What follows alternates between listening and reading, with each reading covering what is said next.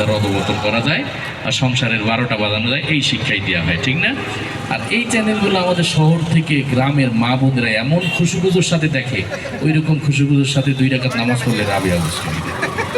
একদিন সকালে উঠে দেখি আমার এক চাচি কাঁদতে আছে। আমি বললাম যে চাচি কান্দেন কেন, অসুখ হয়েছে নাকি? না। তাহলে বাচ্চার সমস্যা? তাও না।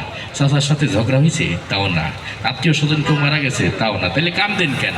কাল রাতে কটকটি কি মাইটা মারছিল। মানে রাইতে যে সে স্টার জি বাংলা দেখছে, তার প্রভাব সকালবেলাও তার দিলের মধ্যে রয়ে গেছে। এখন রান্না বান্না বাদ দিয়ে কান্নাকাটি করতে আছে, এই আর কি পরিস্থিতি।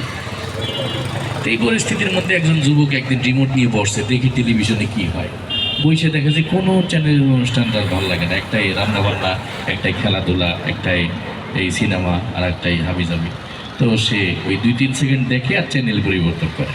তা আপনাদের সামনে আমি এখন যেটা পরিবেশন করবো সেটা হলো যে 2-3 সেকেন্ড পর পর যে চ্যানেল পরিবর্তন করে, কাকতালীয়ভাবে এক চ্যানেলের আওয়াজ আর এক চ্যানেলের সঙ্গে মিলে গেলে কেমন শোনাবে। সবাই একটু মনোযোগ দিয়ে